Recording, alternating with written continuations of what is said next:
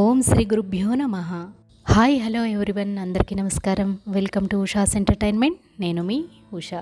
ఈ 2024వ సంవత్సరంలో గురు పౌర్ణమి అనేది ఎప్పుడు వచ్చింది, గురువుకు సంబంధించిన పూజ అనేది మనం ఎప్పుడు చేసుకోవాల్సి ఉంటుంది, ఎవరిని పూజించుకోవాలి, అలాగే సాధారణంగా పౌర్ణమి రోజుల్లో అలాగే ఈ గురు పౌర్ణమి రోజున చాలామంది లలితాదేవిని ఆరాధిస్తూ ఉంటారు. మరి పౌర్ణమి తిథి అనేది 2 రోజులు వచ్చినప్పుడు లలితాదేవిని ఏ రోజున ఆరాధించాలి, గురువుని ఏ రోజున పూజించుకోవాలి, ఇలాంటి ఎన్నో విషయాలు మనం ఈరోజు వీడియోలో తెలుసుకుందాం.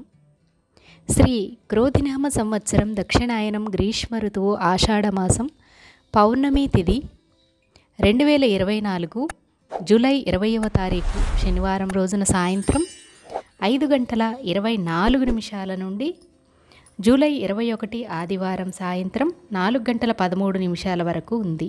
అందువలన పౌర్ణమి రోజు చేసుకునే లలితా సహస్రనామ పారాయణతో అమ్మవారికి కుంకుమ పూజ చేసుకుంటూ ఉంటాం కదా, అదైతే మనం జూలై 20వ తారీఖు శనివారం చేసుకోవాలి. ఎందుకంటే ఆ రోజు నిండుగా పౌర్ణమి తిథి అనేది ఉంది కదా రాత్రిపూట, అందువల్ల ఆ రోజునే చేసుకోవాలి.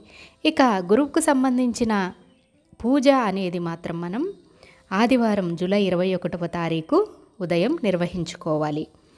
గురు పూజను ఉదయం 4:50 నుండి 10:20 లోపు ఉన్న సమయంలో చేసుకుంటే చాలా మంచిదండి.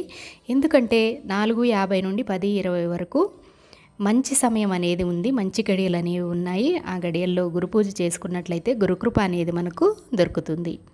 ఇక ఈ ఆషాఢ పౌర్ణమికి గురు పూజ మాత్రమే కాదండి, శక్తి రూపిణి అయిన అమ్మవారిని పూజించడం కూడా చాలా చాలా మంచిది. అలాగే ఆది గురువైన దక్షిణామూర్తి స్వామి వారిని కూడా ఈ రోజున ఆరాధించుకుంటే స్వామి కృప అనేది మనకు దొరుకుతుంది. గురు పౌర్ణమి రోజు లలితాదేవికి చేసుకునే ఆరాధన జూలై 20వ తారీఖు శనివారం రోజున చేసుకోవాలి. అలాగే గురువును మనం పూజించుకోవడము, అలాగే జంధ్యం మార్చుకునే వాళ్ళు మార్చుకోవడము, ఇవన్నీ కూడా జూలై 21వ తారీఖు ఆదివారం రోజున చేసుకోవాలి. మరి మీకు ఈ వీడియో నచ్చితే మర్చిపోకుండా లైక్ చేసి షేర్ చేయండి. Thank you.